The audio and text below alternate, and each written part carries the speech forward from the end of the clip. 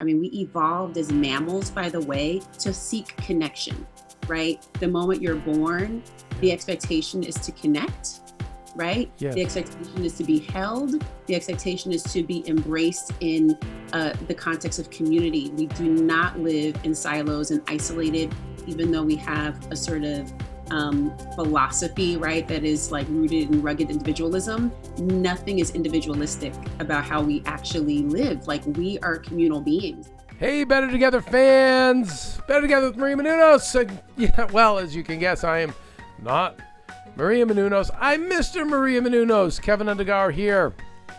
So excited today to talk to Latham Thomas.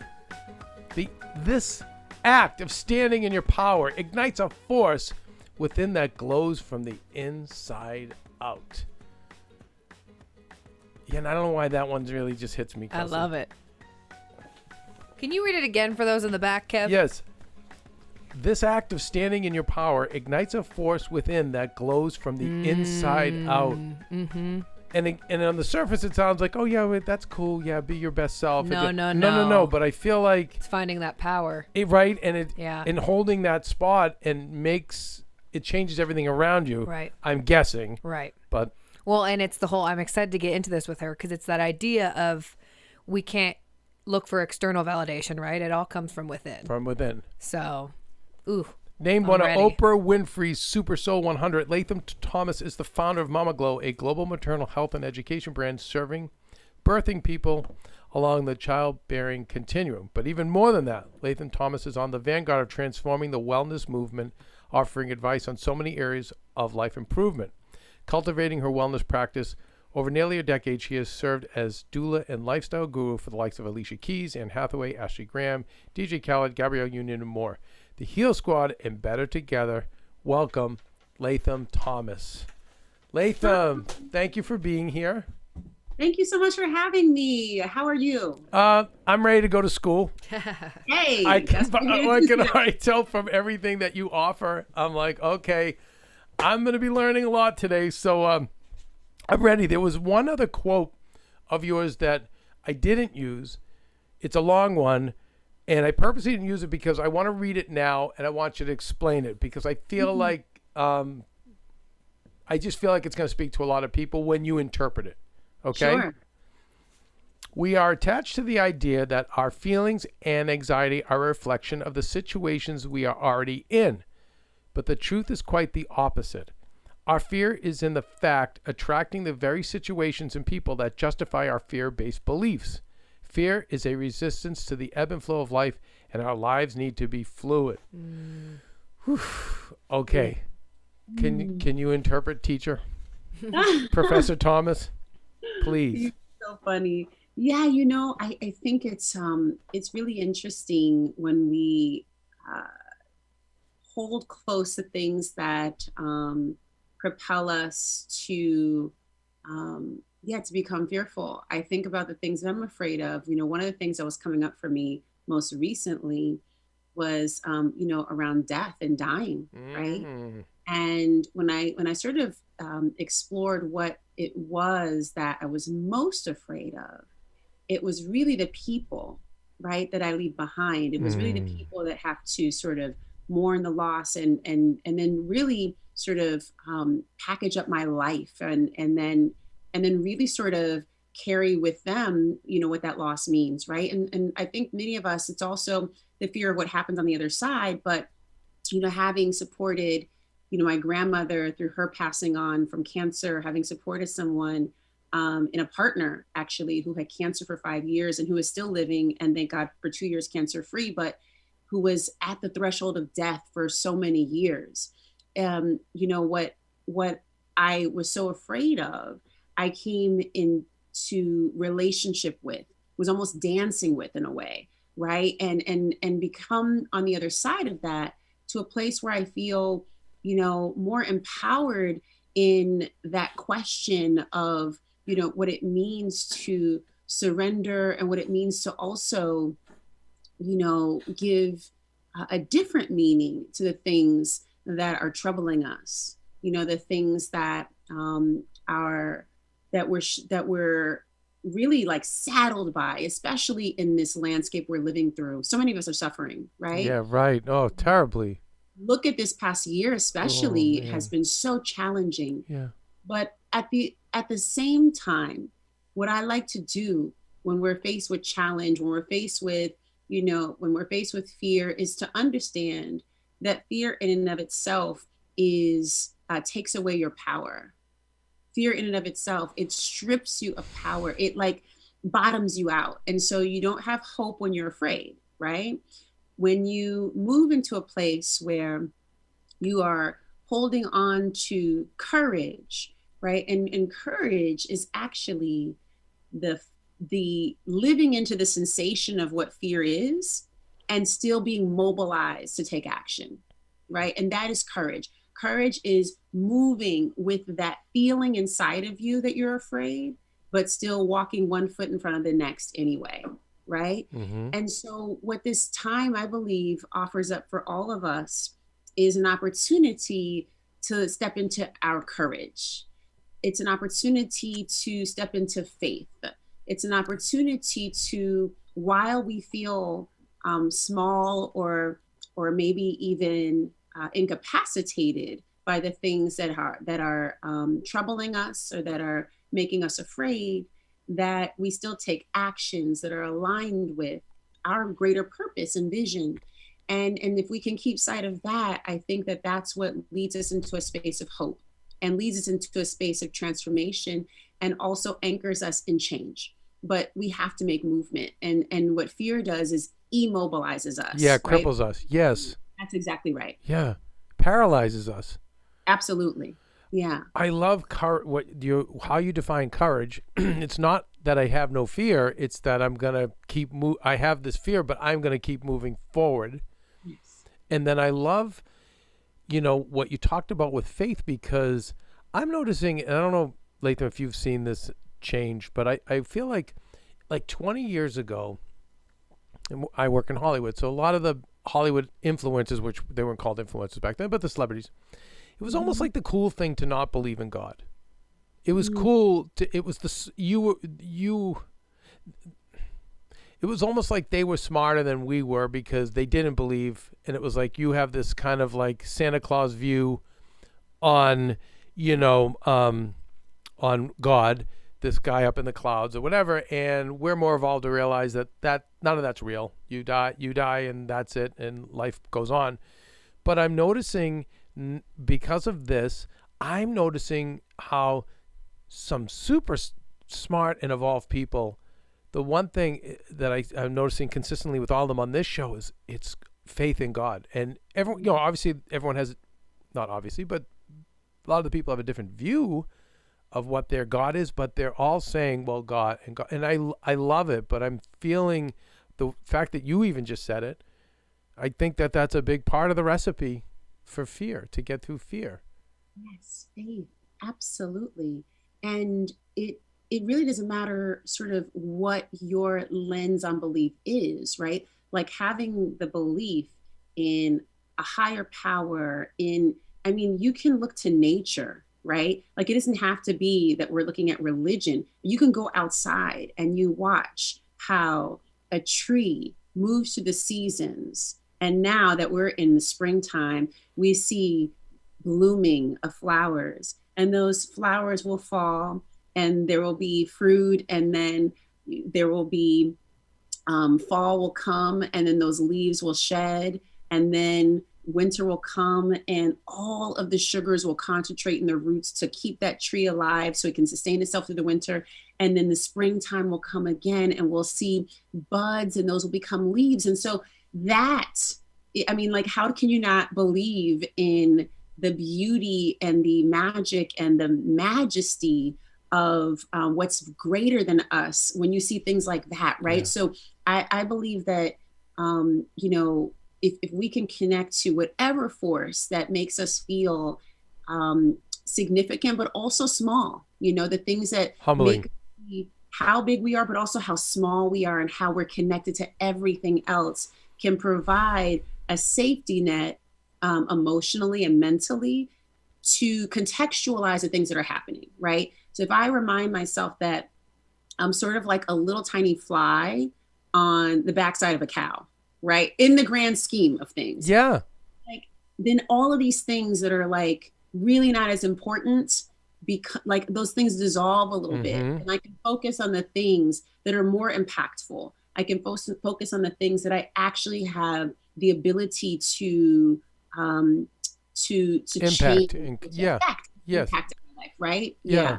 Yeah. I feel like for me, it's not looking at the fly and the cow, it's looking at the millions and millions and millions of lives that have come and gone in the thousands of years.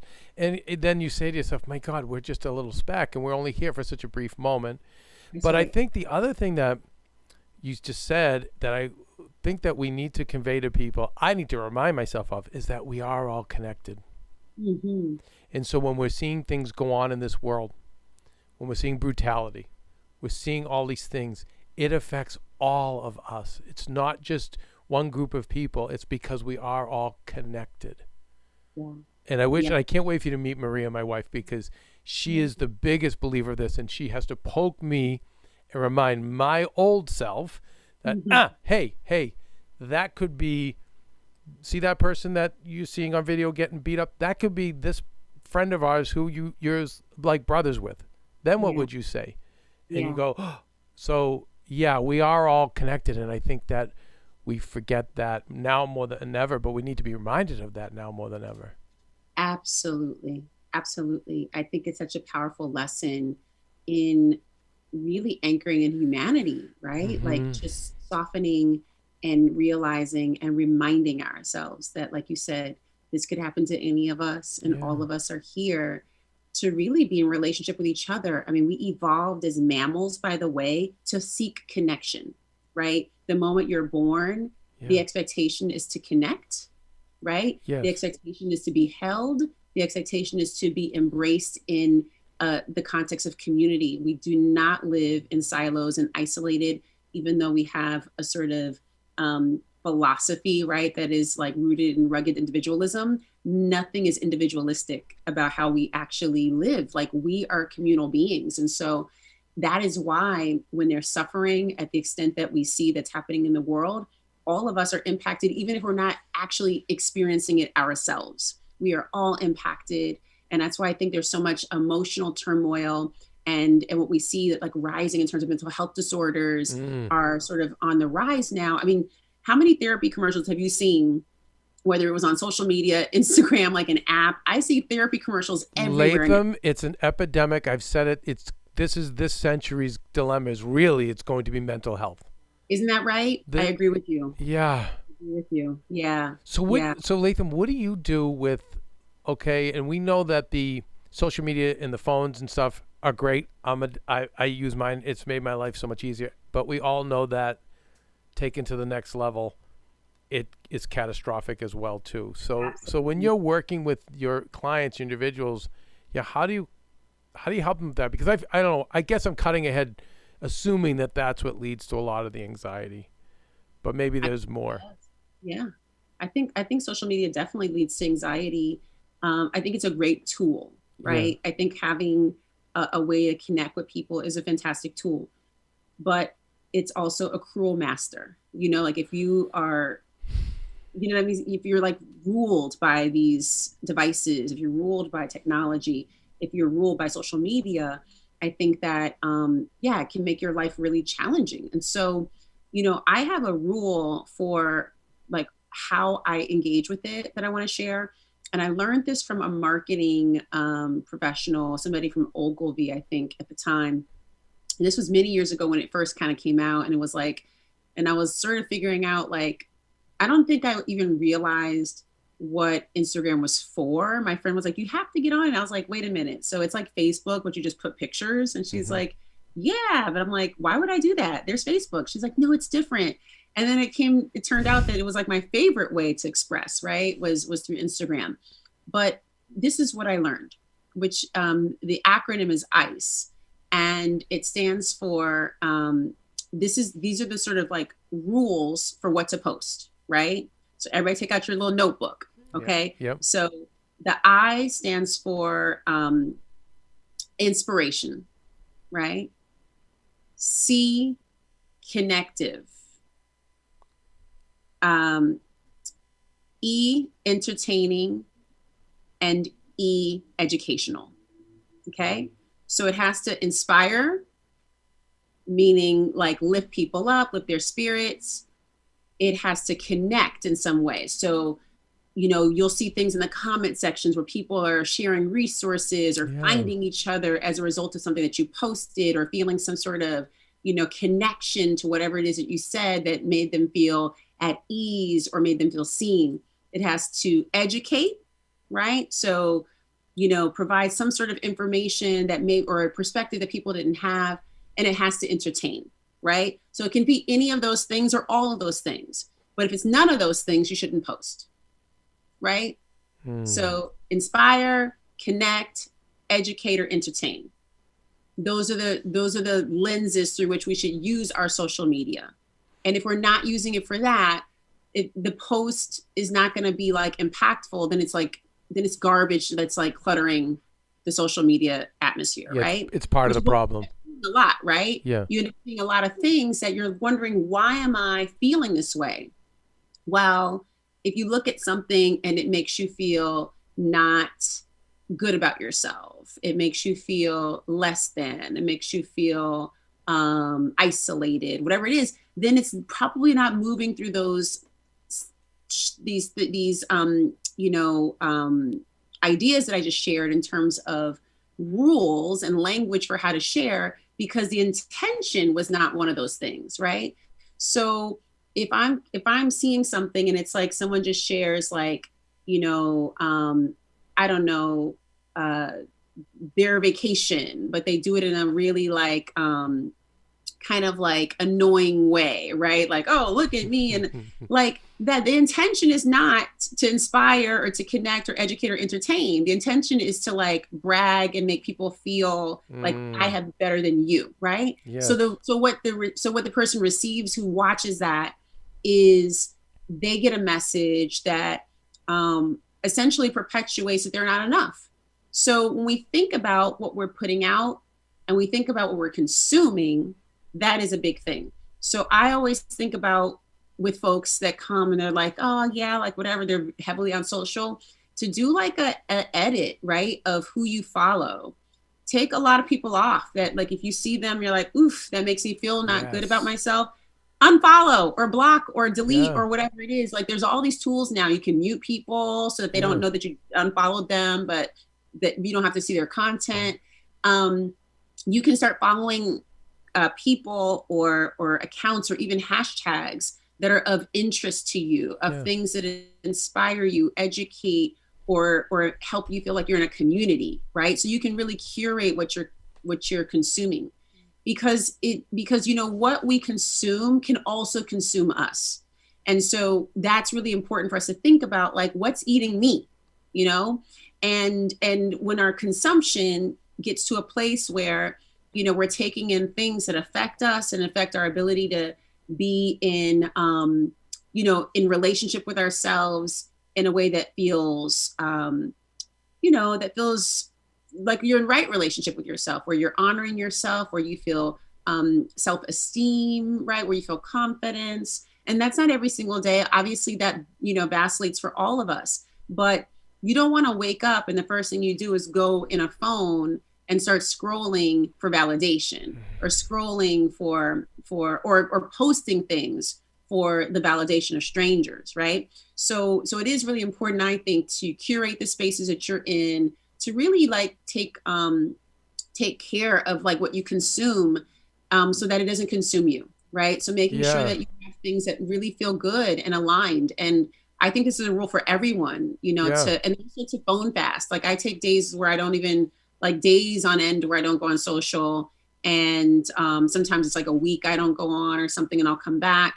And I find that to be really useful too, to just take time away from devices, to be in, be at an event or in a conversation and not with your phone out and not documenting everything, but just like being with someone. Yeah, be present. Just really important. Yes. Really important. Latham, what strikes me from what you said, and what's necessary is, and we keep hearing it on the show, is awareness. Yes. So like you said about fear, right? Like you took the time to really explore why you were afraid of death. See, most of us don't. We don't even know we're afraid. We just start acting out, or right, like what you. But we don't take the pause and go, why am I behaving that? Oh, I'm afraid. Wait, okay. And what am I afraid of? Oh, I'm afraid. But you've taken that time.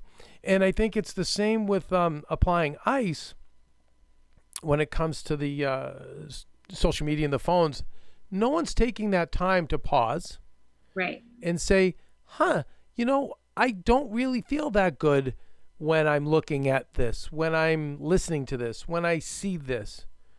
And so it starts with the awareness, and when you get that awareness, you start going, yeah, okay, and I'm just going to mute this.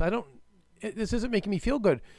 The other thing you said, which I think is amazing, and I had a cousin who, she'd posted something a while back, and she kind of got some heat back from her circle of friends, and she said, but I deserved it because I sent it out with the intention of kind of smearing people's faces. And I commend her for the awareness. But again, most people don't have that awareness. So do you have experience, or can you speak to when we post things, the intention of our posts, and maybe looking at that intention more deeply because of the boomerang effect of posting something with a maybe a not so positive intention, and then watching how it comes back and hits you later. Yeah. I mean, I feel like we see this now so much in terms of what's been sort of called cancel culture, right? Where somebody might not post something immediately, but they might have posted something years ago. And now people are sort of digging through, like there's these internet sleuths, right? Yeah. Who go and they find stuff, and it's like a person that you're not even, that most of the time it's not who you are, because we think about like the mistakes that people make, right? And getting to a place where we are in culture where you're not permitted to make mistakes, and even if you made mistakes 10, 15, 20 years ago, that you're being held accountable for a person that you aren't even that person anymore, right? Like you're a whole different person now. Most of the time we're evolved, but having to answer to, things that might've been said or things that you might've done at a different point in your life.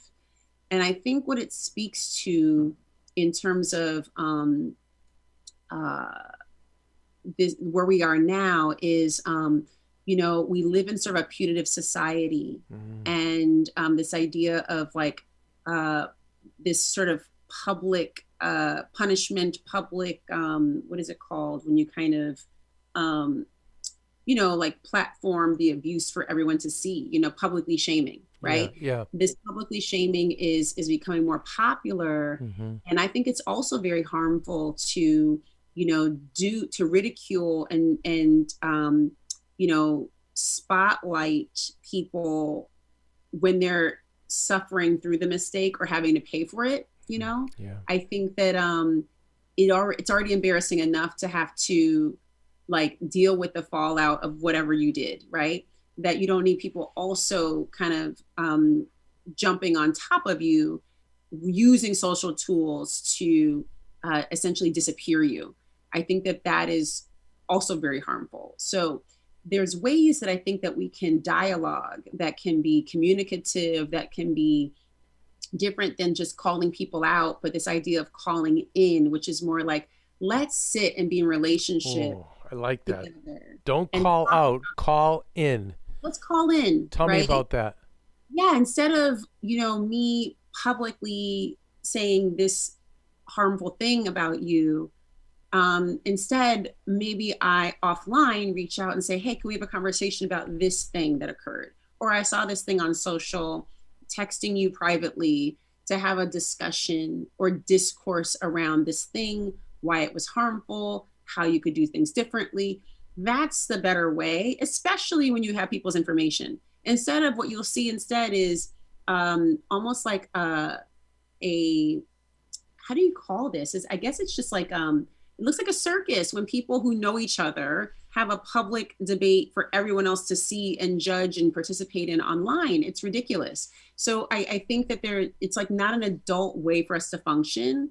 And it's adults that are primarily doing this, right? And so I think the better way, when we're thinking about this is why it's so important to have kind of a rubric around what you're going to share. Because if you think about it, you're like, this is not necessary. I have nothing to say today. Let me not say anything. Let me listen. Let me look at other pages. Let me, if I have to be on social, instead of saying something that may not really be tethered to a point, right? But if you do say something and you're caught up in whatever is happening and you do have something to say that you're passionate about, whatever, I think it is important to be able to stand by whatever it is that you've said. And even if it is not a popular belief, even if it leads to conflict, that you can be in dialogue with people about, well, this is why I think this, and be able to stand in that, I think is really important too. But when it is something that we're doing and we know it's harmful and we know it's not going to be, it's not going to make people feel good, I think it is important to be able to use our voices to also show what accountability looks like, what apology can look like, and be able to speak about, what you learned in the moments of people bringing to you the education. What I always see, and what I've seen more of, I should say, is when someone says something and it's harmful or it affects people in some certain way, where you'll see some people who may not attack publicly, but there may be a conversation happening in the background where that person can be vulnerable enough to say, I do realize I said something that was wrong. And thank you for educating me and sharing this information with me. Then they can come to the surface and say, hey, I was, educated by X, Y, and Z person or people about this thing that I said that was deeply harmful, and I apologize for it. And I want to share my learnings, right?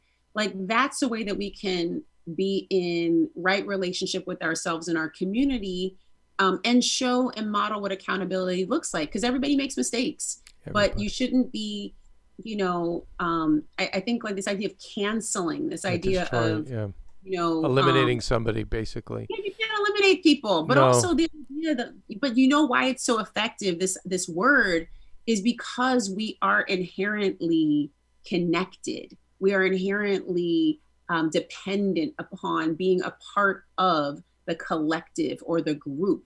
And so when someone threatens or a group threatens your cancellation, it's essentially saying that you're being like, pushed out of the group, right? You are being, right? Like this idea of expulsion or sending you away, right? That's like the worst thing. If you can imagine all the things that could happen to a human being, to be isolated and taken out of the tribe, out of the community, out of the village. Like when you think about our evolution, that was the worst thing that could happen to you. So think about it in the social context here, like nobody wants to be banished from the group, right? We depend our emotional well-being, our evolution, our connection to everybody really depends on us being a part of the group.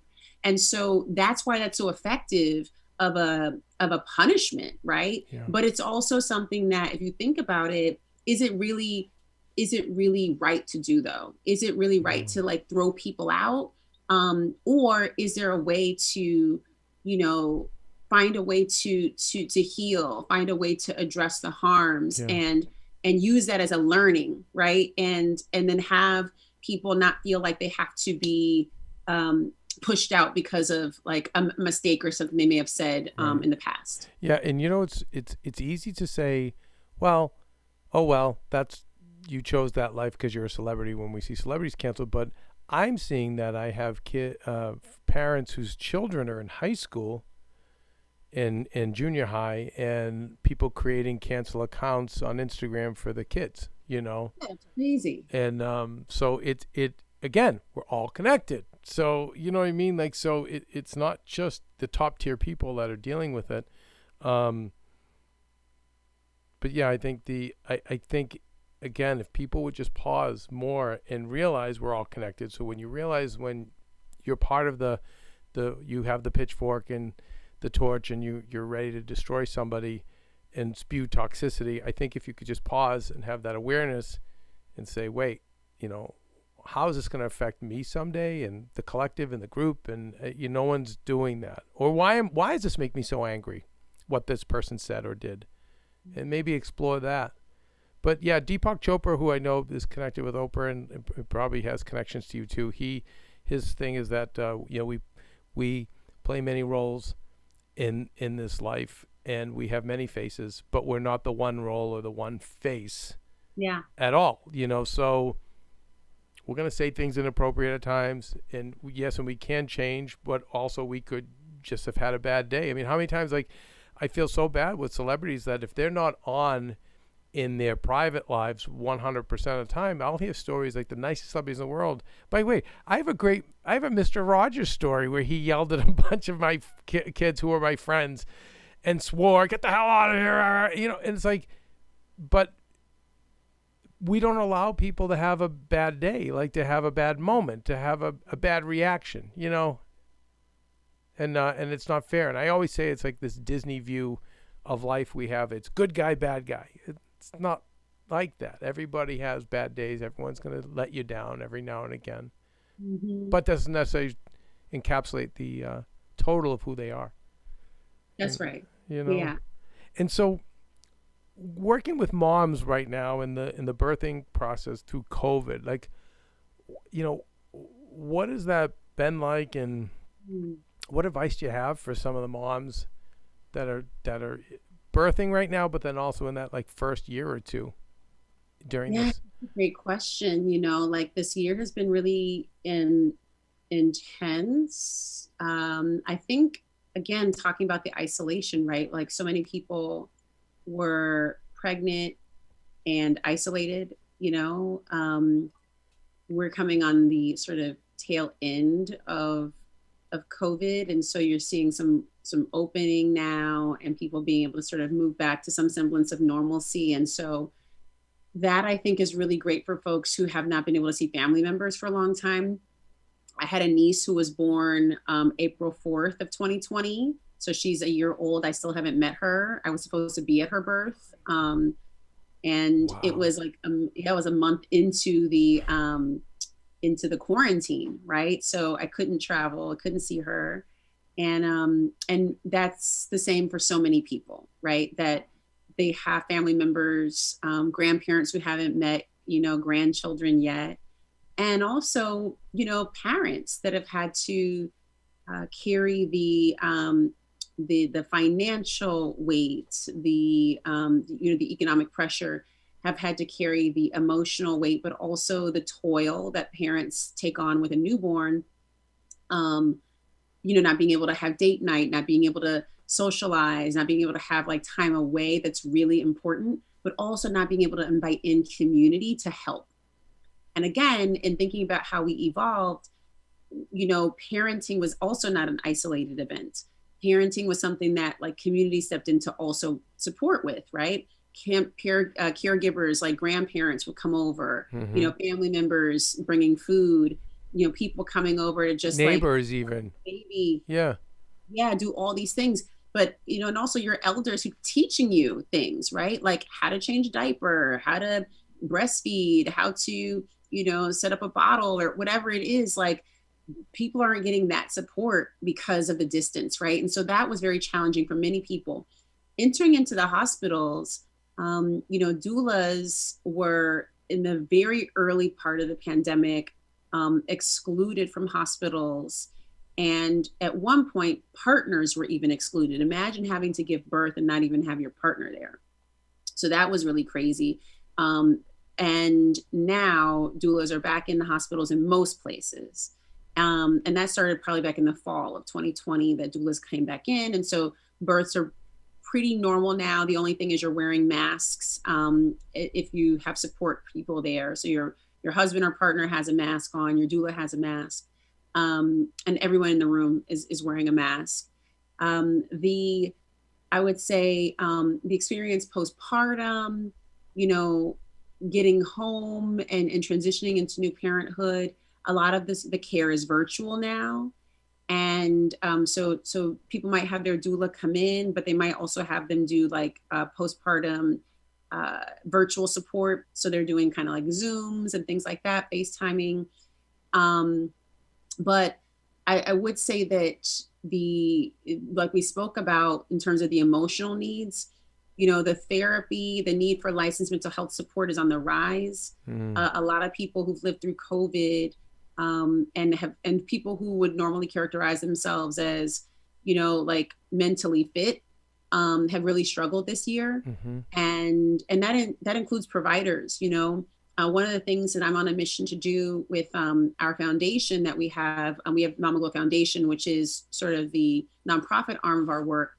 One of the things that we really are striving to do over there is be able to provide mental health support for the caregivers, and doulas, because these people who have to like serve others, Yeah. that are also living through the challenges, who's taking care of them, right? But this is something that we're seeing a lot, is that the parents have really suffered emotionally and mentally. Relationships are strained because there's like really no outlet, Yeah. or anyone to support, parents through the challenge. I can't even imagine how painful postpartum must be during the peak of this, and still even today. Like, I have to think, right? Yeah. Yeah. And what's also crazy about it to that point is, we live in a country where 1 in 4 women will return to work 10 days after having a baby. 1 in 4. Yeah. Okay. So when we talk about 10 days postpartum, imagine, okay, so the general consensus around recovery is at least 6 weeks of rest, at least. And that's for a vaginal delivery, C-section, that time is longer. That could extend to a year of recovery. But generally speaking, like, you need to rest at least 6 weeks. So imagine having to go back to work less than 2 weeks into your That's postpartum crazy. period. And Latham, what was explained to me by Shelley Zallis, who found a girl. Geez, what is it? Is it the Girl Effect? I forget which. The Girls Lounge. Excuse me, Girls Lounge. But she was saying how important it is for the men to take paternity leave, and because I'm a dude, I'm like, come on, shut up. We have to keep working and providing. But she said, no, Kevin, it's for the men, but really it's for the women in the office, so they don't have to feel like they're lesser for having a baby. So it's like, and when she really broke it down for me is when, if a woman's going to come in and be pregnant, you might be less likely to want to hire her, because you're going to say, well, she's going to need time off and this and that.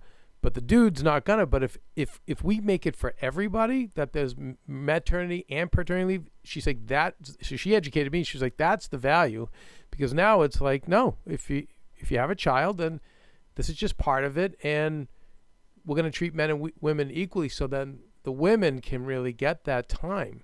I didn't know that about 10 days. My goodness. 10 days.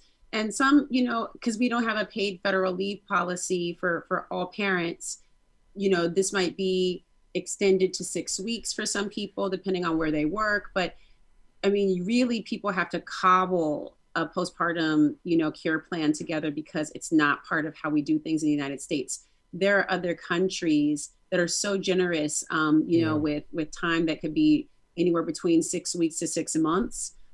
We see also in places in Europe where people really pay into their social services, and they have high taxes, but they get a lot of social support. You'll see things like in Scandinavia, you'll see things like 18 months leave, and that's divided between the parents, so that the mother and the father will get that time, and they equally divide it so that they can both have that time home. One person goes to work while the other person stays home, and they switch, and they're paid the entire time. And so again, it just underscores the fact that, like, we definitely need that here. Yeah. We definitely need to make it, as you said, equal. And think about the benefits for children growing up and having the foundation of family who is with them when they're little, and then being able to go out to work after that. You can't beat It that. can't be I a mean, it can't be a bad thing. you can't beat that. When I see some of our problems, it's because of the parenting and Yeah, or the the lack of lack of parenting. parenting. Yes. And then putting a baby into daycare, which for most people they have to do that. If you think about like how it doesn't make sense at all that, so it would make more sense to just pay people to stay home than to pay people Yeah. to come into the office to work, to go into a room, pump their breasts, to put milk in bottles, to then deliver to the daycare center or the nanny or the care provider, to then put the milk in the baby, right, to feed the baby. But then you have to pay the caregiver to do so. So I have to pay the caregiver to do something that I could just do and be Right. paid to stay home to do, And have the right? emotional bond, which will make a greater society and a greater human being. Yeah. Yeah, I feel like it's funny. Like all the terms capitalism and then communism, socialism, they all have such ugly stigmas to them. I feel like we need to come up with a new name that marries the best of all of those worlds. And you know what I mean? I think it would help everybody be like kind of okay with it, because like I said, all the sides have, you see the capitalism is this evil thing. And then, there's people who see communism, socialism as evil things. But I feel like we need something that's going to marry all of those principles together. And I think we're going to get there. It's going to take a while, but I think that would cut to the chase if we could come up with a new name, because good health care and caring for our children, really good education, all of that stuff costs money, but leads to so many great things. And like, I know me, I do pretty well, Latham. I'd be happy to pay my share of the taxes for that, for sure. Because we even with our means, it's funny, with my mother-in-law and her illness, the challenges we faced, and we would always, after we would deal with the challenge, Marie and I would look at each other like, this is for us. How do people out there do it? Our heart just shreds. Yeah. So this is stuff we have to fix, you guys. Like, we gotta fix this. This is not like for our country. We're like we're the United States. Like, I'm sorry, I love our country. I think we're awesome, but because we're awesome, we gotta lead with this. We shouldn't. You know what I mean? This should not be. Yeah. And yeah, and I think, with parenting is so important, and moms, and like, I can't even, and you're right. I've had other people who work with a lot of children too say the same thing. It's like, you're spending all this money to put the baby into daycare to be with strangers, and hey, listen, no judgment. Right. I understand, because, but at the same time, if that money and time could be spent with the actual parent being there, my God, the benefits for everybody. Yeah. Long term. Because you're still paying them. Yeah. Like they're still, like, you still have to pay them to stay home, so they don't have to work to get someone else to take care of their babies. I think that and thank God that we do have systems of caregiving. We need them. Yeah. But yeah, like people also need to be able to stay home if possible and recover and have supportive family. Like, we need to sort of get back to a structure where people can depend on a unit to like show up for them. And right now that doesn't happen as much. And so one of the things that's great about doula support is that we kind of step in for those gaps, right? We can step in if there's no family member or people who can help caretake, like we can do that on the prenatal continuum, obviously for the birth, but then on the postpartum side of things, which is really where it gets real, right? That's like what, yeah. Birth, but it's like postpartum once the baby gets home. I think you have the baby, he or she is crying and up all night, and then you have the postpartum effects where you just want to kill yourself. And then the pandemic and the world and the this and the social media.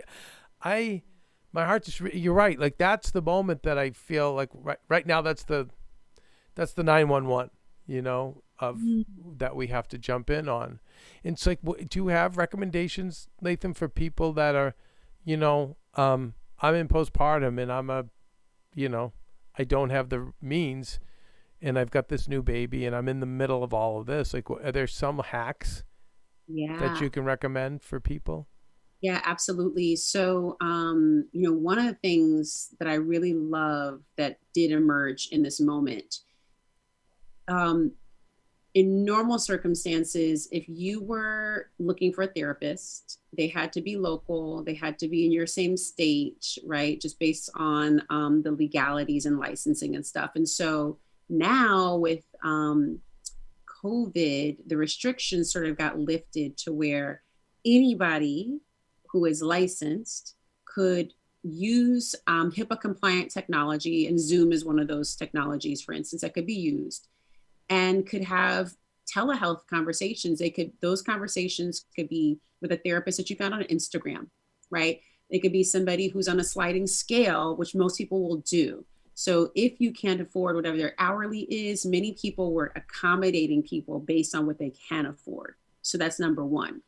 So knowing that it's not contingent on your income, it's a contingent on need. Okay. So getting that help if you need it, people are there, and there are all types of people who can support you. The other thing is the apps. So many new apps, and apps that were sort of on the fringes maybe before have now become like really big and mainstream as a result of this moment. And they have apps where you can be in conversation with people where they can see your face. They have ones where you're texting back and forth with your therapist. There's many different ways that you can use the telehealth platforms for therapy. One that I really love that's become bigger has been Talkspace. There's also BetterHealth.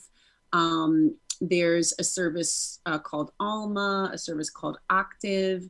There's many that are out there. So just kind of figure out, what works best for you. And then there's also group therapy, right? And what I love about group is you can be in relationship with other people and hear what's going on for them. One of the things that when we think about feeling helpless, is to help someone, right? And this comes from a human rights organizer, Aung San Suu Kyi, who said this: when you feel helpless, help someone. Mm-hmm. And that, I think, is at its core one of the things that can help us to kind of break away from that feeling of isolation and the feeling of being in your own world of pain or of turmoil. Is that when you're in relationship with other people, you're like, oh my gosh, like they're also going through something. Here's something that I could offer, right? And that helps you pull yourself up a little bit out of what you might have been suffering through. So think about group therapy, what it looks like to be mirrored in a community with other people who are going through something similar, but also being in a community where you can offer up something of yourself that'll also make you feel whole and connected. And there's many ways to do that. There's virtual ways, there's in person now that things are opening back up as well. But I encourage like checking out things that are virtual. I also really love, mindfulness as a tool, right? Like as a life tool, not something that you just like, show up for like, oh, I'm in a state of stress, let me try to like meditate now, but like every day saying I'm going to sit down for like 3 to 5 minutes and just check in with myself and my breathing. Or I'm having a moment, I feel a little bit overwhelmed. Let me just breathe now, take a couple breaths, right? This recalibrates our nervous system. It helps to, really reverse our stress response in the body and get us to a place where we can be softened and feel more at ease.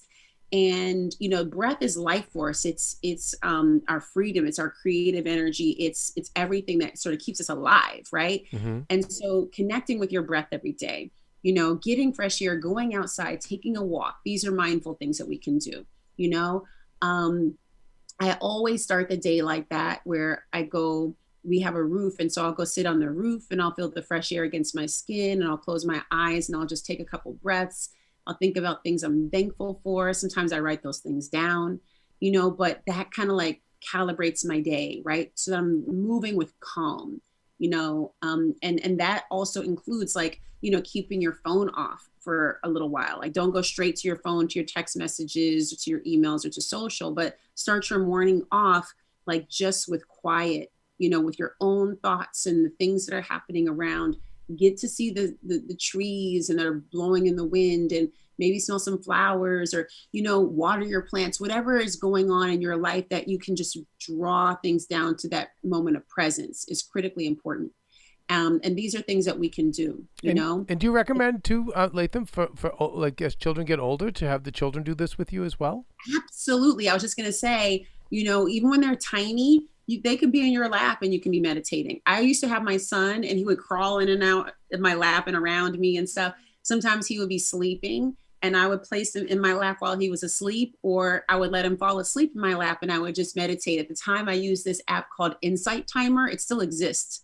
And it's like a bigger platform now. But at the time, it was just like an app that had kind of these bell tones. And now it's like an app where you can get guided meditations and all kinds of really cool content. And I would use that. And again, it's not about like how things were before you had your baby. So if you were able to do a 90-minute yoga class or a spin class or Barry's boot camp or whatever the things you were doing before, it's not the same once the baby arrives, right? Because when they're really dependent, you don't have the time to do maybe a 90-minute of anything, right? Except for maybe like feeding them and changing diapers. But when they're little like that, like you can get moments, right? Where you can maybe do 20 minutes of something, right? And not feel like it has to necessarily exclude them. Like I had my son involved in everything that I did, and that in the room with me or in the same space, because then it was normalizing these things and also making it a part of his life, So now he has his own practices that he leans into because he was always around that. Yeah, I wanted to ask you, how did that affect him? It was really helpful for my son. He's 17 now. He's headed to college in the fall. Wow. And for him, so he uses a meditation app called Headspace that he just downloads on his own that he uses. He has a practice when he goes to bed at night to like kind of, slow down. He's a kid that doesn't watch TV every day, he has a social media, but he doesn't really use his Instagram. He mainly uses Snapchat between friends. They have a little private group where they share things with each other. But he's the kind of kid who can like put his phone down and doesn't have to always be attached. He listens to a lot of podcasts. But what I think is most important that I've seen in him is he has self-regulation strategies. So if he's in a situation where he feels overwhelmed or nervous or, like he had a audition for his college that he's going to, Berkeley School of Music. He had this. Boston. Yeah, he's gonna. Yeah. I'm so glad he'll be close to me. No, I'm from Boston.